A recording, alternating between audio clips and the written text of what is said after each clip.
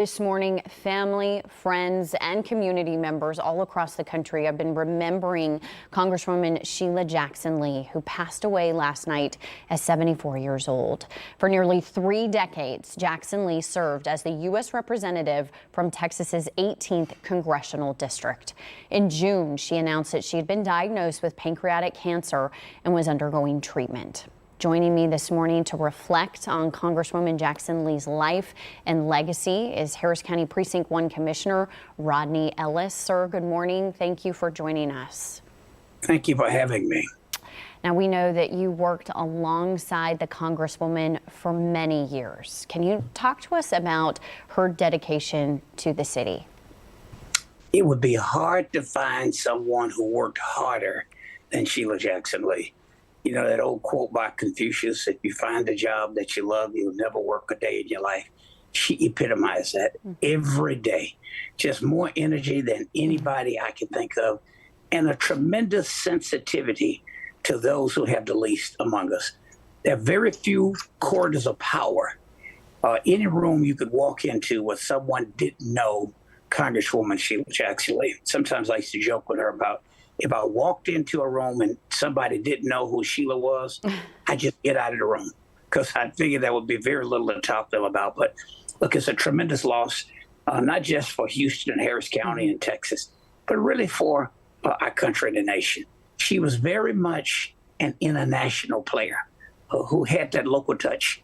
Any funding issue that came up, any problem you had, any hour of the night, you would know if you got a call at 3 a.m. in the morning, sometimes from that unknown number, if you take it, it was Sheila Jackson Lee. But it's a tremendous loss that first will be felt by her family, by Erica and Jason and her husband, Elwin Lee, and her grandchildren. Mm-hmm. And, you know, the diagnosis, when she made it public, I was glad she did. It was probably one of those worst kept secrets around because we knew something was going on when she had lost so much weight. But, you know, she's like a sister to me and to so many people.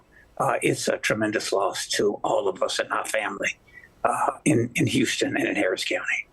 And Commissioner, you talk about that and the influence that she had on you on a personal level. You know, how did she influence your life and your career? So I got into politics a little ahead of her. Shortly after she arrived in Houston with Elwin, who's a native, to work in big law. I met her once when she came in for a visit. And then as a staffer for Congressman Mickey Leland, I knew her. She was always one of those people that you knew was interested in politics.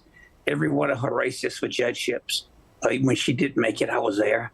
And then when Kathy Whitmire gave her a municipal court appointment, I can remember spending time with her. But, you know, Sheila was someone only a few years older than me. I'm 70, she's 74.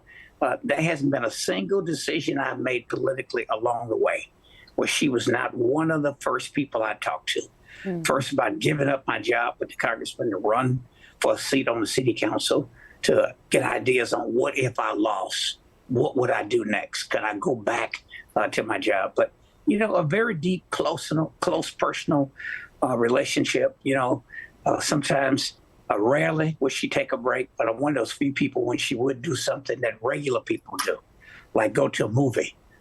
Just the two of us, we do that from time to time. But we talk early, most mornings, late into the night.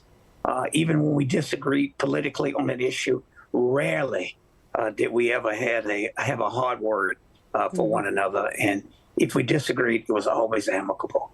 Just a tremendous loss, and I feel it personally. Yes. Well, Commissioner, we appreciate your time, your perspective. As you said, a loss that's being felt in Houston and all across the country. So thank you for taking the time to speak with us this morning, Commissioner Rodney Ellis. Thank you.